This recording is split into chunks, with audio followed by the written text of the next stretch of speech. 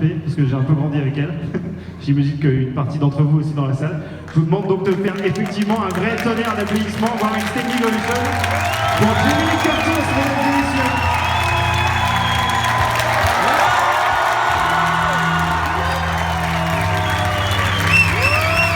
Bonjour, bonsoir. Sorry.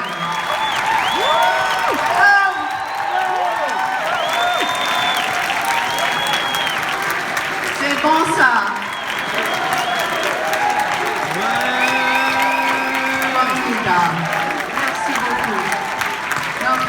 Fermez. Stop. Arrête. Merci beaucoup. Thank you so much. What a beautiful welcome to Paris.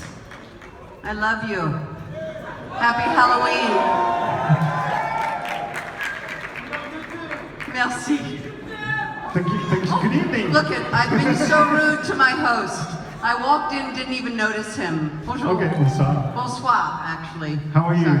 I'm better now. Thank you so very much for being here tonight. Merci. This is so cool to have you at the Gorex for the first premiere of this movie. I'm so excited for you to see this. I'm excited too because I've seen the movie and I want everyone to see it now because it's a hell of a movie. Yes. The original movie came out 40 years ago and we thought we'd seen the end of Laurie about 15 years ago in Halloween Resurrection, but this new movie erases everything that happened between the first movie and this one. So what was your motivation? What drove you to accept this new movie? Qu'est-ce qui vous a décidé à accepter de reprendre le rôle de Laurie 40 ans plus tard dans un film qui efface tout ce qui s'est passé depuis le premier épisode? Les fans. Seulement. Seriously. Fair enough. Well, I can certainly say that they are glad to see you back.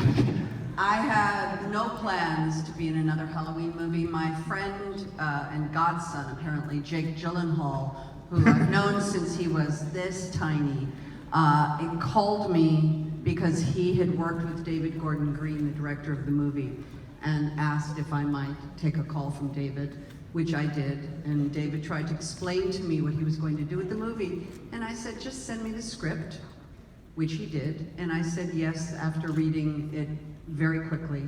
And you will see what the fuss is about. He has made a movie that is extraordinary in its simplicity, and it is absolutely fucking terrifying. Wow. And magnificent in both honoring the movie that we made in 1978 and yet creating something very new for young audiences who may have never even seen the original movie. It's extraordinary. Great. Donc je traduis rapidement, c'est Jake Gyllenhaal, donc l'acteur, qui est a priori également une sorte de neveu de Jamie Lee Curtis, puisqu'elle le connaît depuis qu'il est tout petit, qui lui a passé un coup de fil parce qu'il venait de travailler avec David Gordon Green, le réalisateur de ce nouveau Halloween, en lui disant voilà, il voudrait te parler, il a un projet à te proposer, est-ce que tu accepterais de lui parler au téléphone, ce qu'elle a fait. Et David Gordon Green s'est donc mis à lui expliquer ce qu'allait être ce nouveau Halloween. Elle lui a dit attendez, envoyez-moi juste le script et on va se débrouiller. Elle a reçu le script, elle lui a répondu très vite en lui disant bien entendu oui. Et elle est ravie que vous le découvriez ce soir parce que c'est un film qui est à la fois respectueux de ce qui a été réalisé par toute l'équipe avec John Carpenter en 1978 et en même temps c'est un film qui se tient tout seul et qui est absolument putain de terrifiant. Voilà, je traduis, mais j'imagine que vous aviez compris. In the period of time between the first movie and this movie, Laurie became quite the badass. As some people may have seen in the trailer, she's a survivor, and she reminded me of characters like Sarah Connor and Ellen Ripley, you know, like badass women who fight guys. How did you train for this role that was so demanding physically and mentally? Because your character goes through a lot of emotions. I would say there's a mischaracterization with badass women. And the mischaracterization is, you see, they are badass because they have been hurt. They have been preyed upon. They have been aggressed. They have been assaulted. They have had violence perpetrated on them. And their response is not just some ninja warrior, but a wounded warrior. And it is in the wounding, it is in the emotion that you find the courage. These aren't robots. These are human beings. Laurie Strode is a human being who was assaulted when she was 17 years old, and nobody helped her at all, anywhere. She left school on October 31st, 1978. Très intelligent. Très belle. Well, Yeah, you know what? I don't think anybody would have said she was très belle. I think she was very, if you remember, she was the girl that didn't get the boys. Of course. You know, the cheerleader, Linda, got the boys. But Laurie was Not the only thing she got, but yeah. Yes, totally. You know, she was a dreamer. And she was a romantic. Remember when she sang, I wish I had you all alone, just the two of us. You know, she was thinking of romance and love, and in 1 second, in one night, that was taken from her. And from that moment on, she was a freak. Everywhere she went, people pointed at her and whispered about her. And you see, she was given no help and support. And so what was crucial for me was not that she is some ninja badass, because I don't think you'd care about that. I think you're here because you cared about her. Your heart, you actually wanted to help her. And I think that's what informs the movie. That's why the first movie was successful. That's why this movie is so good, because of emotion and what women do behind that emotion, which we've seen now in the world, all over the world, and it's just beginning. That's a long answer. Let me see how he does in French. Je vais essayer de résumer ça pour les 2-3 personnes qui n'ont pas compris. Donc je parlais effectivement de l'aspect que j'avais qualifié d'assez badass de l'évolution du personnage de Laurie dans ce nouveau film, et Jamie Lee Curtis me disait à l'instant que donc il y avait une conception un peu erronée du terme badass qu'on associe à des nanas qui seraient un peu comme des sortes de guerrières, des ninjas qui seraient d'un coup là prêtes à affronter le monde entier, alors qu'en fait les femmes sont devenues badass par la force des choses, parce qu'elles ont été agressées, parce qu'on leur a fait du mal, parce que tout d'un coup leur vie a été transformée. C'est exactement ce qui est arrivé à Laurie Strode en 1978, quand elle est rentrée des cours le 31 octobre Halloween. Sa vie a complètement basculé, elle a été agressée et personne ne l'a aidée. Et donc elle est devenue effectivement une guerrière, mais une guerrière blessée. Et c'est cette blessure qui fait que le personnage est intéressant aujourd'hui. Et c'est certainement pour ça, selon Jamie Lee Curtis, que vous êtes venus la voir ce soir. C'est parce que, contrairement à toutes les personnes qui se sont détournées d'elle à partir du moment où elle est devenue une sorte de paria après ce qui lui est arrivé, vous allez continuer à vouloir la soutenir, et c'est pour ça que vous avez envie de voir ce qui va arriver à ce personnage ce soir et comment elle s'en sort. Et je pense que d'une certaine manière, vous disiez merci en fait d'être là, tout simplement.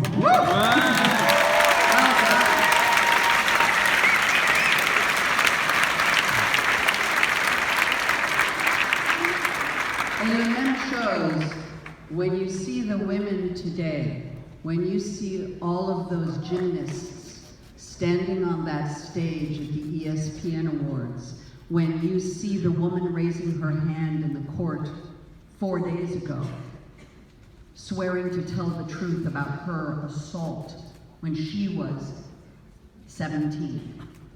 When we start to hear these stories, when Bill Cosby is in prison today, he's in prison because brave women stood up and said, this man did this to me.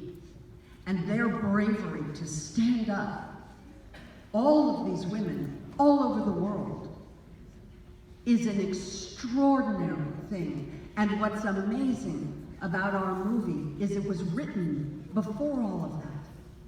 And yet somehow we are now presenting it to you after the fact. And it just becomes an anthem for women reclaiming the narrative of their lives and standing up and saying, "Fuck you!" It's extraordinary. Translate that, motherfucker!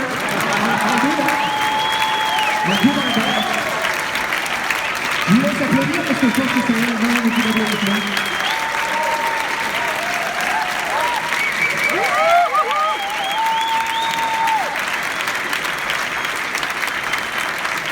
Évidemment, Jamie Lee Curtis faisait référence à plein de faits d'actualité récents et un peu moins récents auxquels on a tous été confrontés dans les médias sur des femmes qui soudain se dressent face à l'adversité, face aux épreuves dont elles ont été victimes.